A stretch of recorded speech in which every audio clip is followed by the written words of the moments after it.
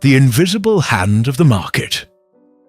300 years have passed, and people are still arguing about those 5 words. They've been carved into textbooks, twisted by politicians, and worshipped by investors who quote me right before the next crash. So, let's make this simple. What did I actually mean? And more importantly, what does it mean now in your world of algorithms, influencers, and global markets that never sleep? When I wrote The Wealth of Nations in 1776, the invisible hand was a metaphor, not a miracle. I wasn't saying markets were perfect or that greed was good. I was describing something far more ordinary and far more powerful: human nature. A baker doesn't wake up thinking, "How do I save my community?" He wakes up thinking, "How do I earn my living?" Yet in doing so, he feeds hundreds of people. A farmer grows wheat for profit, not for charity, but the village still eats. No one plans this cooperation. No king orders it. And yet, the result is harmony born from self-interest.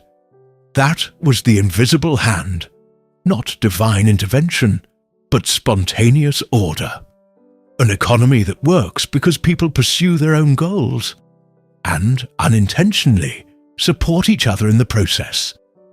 It was a beautiful paradox, selfishness producing social good. But here's the part everyone forgets. It only worked under one condition: competition. When many hands exist, they balance each other. When one hand grows too large, it strangles the rest. That's why monopolies, whether royal or corporate, were the real enemies of freedom, even in my time. Now, fast forward to the 21st century. The invisible hand hasn't disappeared. It's been upgraded. It's wired into your phone, embedded in every recommendation engine, trading bot, and pricing algorithm on the planet. Once, it guided merchants in markets. Now, it guides machines that trade faster than thought. You no longer have to ask what people want. The data already knows. Your invisible hand has eyes. It watches what you click, predicts what you crave, and sells it back to you before you even realize you want it. Think about it. Amazon doesn't ask your opinion. It calculates it. Netflix doesn't just suggest films. It shapes your taste. TikTok doesn't entertain you. It trains your brain. And all of it runs on the same old engine: human desire, scaled by code.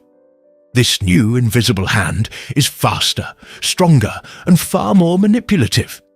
It doesn't just respond to your behavior, it creates it. In my day, markets reflected human choices. In yours, they engineer them. You think you're exercising freedom when you scroll, buy, or like. But every action is part of a grand feedback loop designed to maximize one thing: engagement. Attention has become the new currency. And in the attention economy, you're not the customer, you're the product. This is where my old idea begins to tremble. The invisible hand was meant to balance millions of small individual interests. But now it serves a handful of massive algorithmic ones. When 5 corporations control what billions of people see, read, buy, and believe, that's not a free market. That's a puppet show with digital strings. Markets still move by incentives. The difference is you no longer set them consciously. You feed them every time you tap a screen, accept cookies, or let an app personalize your experience. Each small decision trains the machine that trains you back.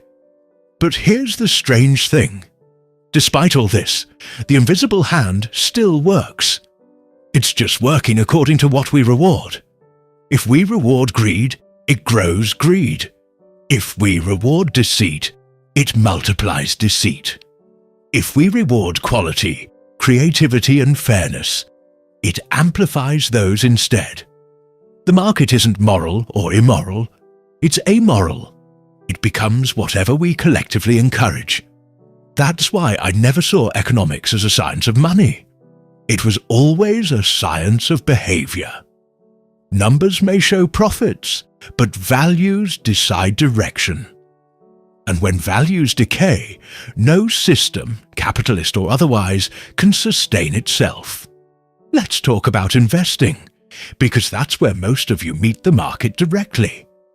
People often imagine investing as beating the system, finding the hack, timing the curve. But that's not mastery. That's gambling. The real investor studies behavior, their own and others. Markets move with emotion, not logic. Greed inflates bubbles. Fear bursts them. Every chart, every crash, every boom. It's all a reflection of psychology on a massive scale. So before you invest, ask yourself, am I making this decision because it's rational, or because everyone else is doing it? Am I chasing knowledge or excitement? The invisible hand rewards the patient and punishes the panicked. That hasn't changed since my time. Still, don't mistake patience for passivity. You live in an age of unprecedented opportunity. In my century, knowledge was locked in libraries. Now it's free, and you ignore it by choice. You have the tools to understand economics, markets, and human incentives better than any generation before you. But understanding is useless without awareness. Awareness of how systems work. Awareness of how you behave inside them. Because the market doesn't care what you say you value. It listens to what you actually do. If you buy thoughtlessly, it produces junk. If you click mindlessly, it produces noise. If you act consciously, with clarity and curiosity, it produces progress. That is the real meaning of the invisible hand today. Not a myth, not destiny, a mirror. A reflection of all our individual decisions, multiplied by billions, shaping the world in real time. So, ask yourself, whose hand is steering the market, yours or someone else's? Who benefits from the system as it is? And what kind of future do your everyday habits support? Because the invisible hand is not a force of fate. It's the sum of our choices, yours, mine, everyone's. We built this system, and we can rebuild it too. All it takes is millions of small conscious acts, of curiosity instead of cynicism, of responsibility instead of apathy. Welcome to my channel. Here we'll explore the world of economics not as a cold machine, but as a living organism made of people, incentives and ideas. I'll show you how to see markets from the inside, how to understand the logic behind money, and most importantly, how to use the system wisely, so it works for you, not against you. Because when you understand how the invisible hand truly moves, you stop being a follower and start becoming part of the design.